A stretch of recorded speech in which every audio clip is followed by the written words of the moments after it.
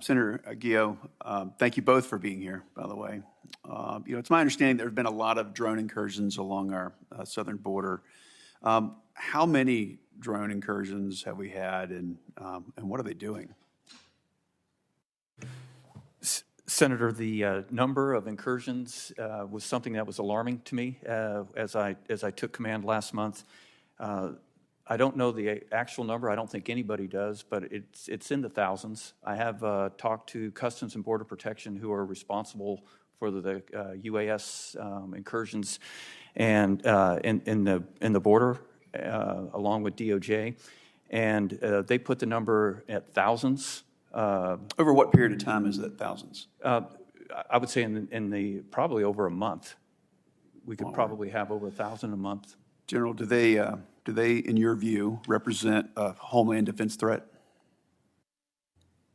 Senator, they alarm me from being the person responsible for Homeland Defense. I haven't seen any of them manifest in a threat to the level of national defense, but I see the potential only growing. General, continuing on with a different topic, do you consider the F-15E Strike Eagle to be a capable aircraft? And are there particular characteristics for the F-15 that make it ideal for homeland defense? Senator, I think the F-15E Strike Eagle is a phenomenal aircraft. What makes it applicable in our theater is the same thing that makes it applicable around the world, is its versatility.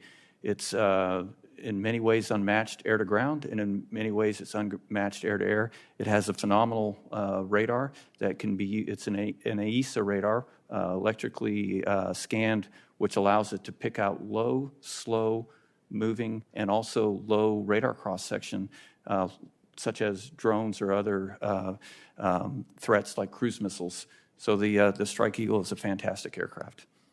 Thank you. So in its fiscal year 25 budget, the Air Force plans to divest 26 F-15 Strike Eagles at the same time that it's buying less than expected F-35s, F-15EXs, and other fighters. So it's got me very concerned, not just for homeland defense and the descriptions that you shared a moment ago, but including potential conflict with China, and also for responses to crises and other geographic combatant commands.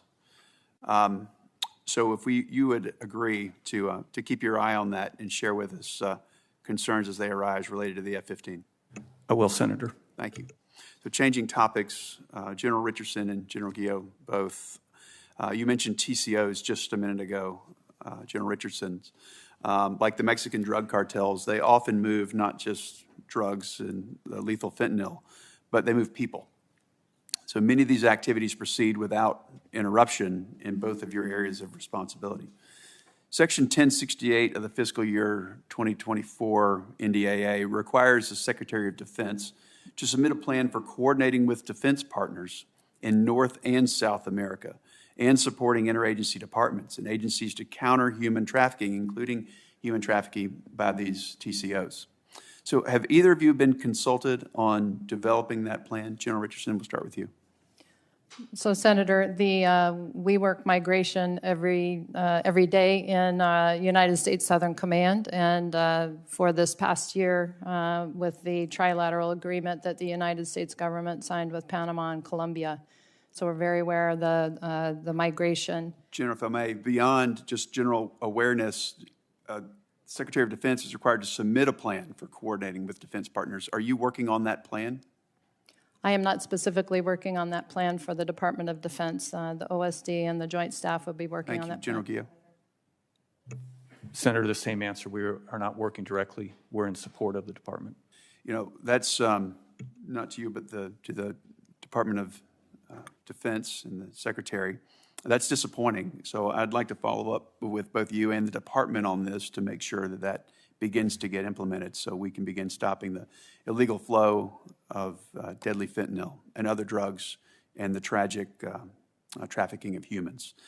That's big business for the cartels, and it's contributing to instability in countries across our hemisphere. So what efforts beyond that plan, since that's not yet being developed, what efforts are already underway with you or your partners to address human trafficking? General Richardson.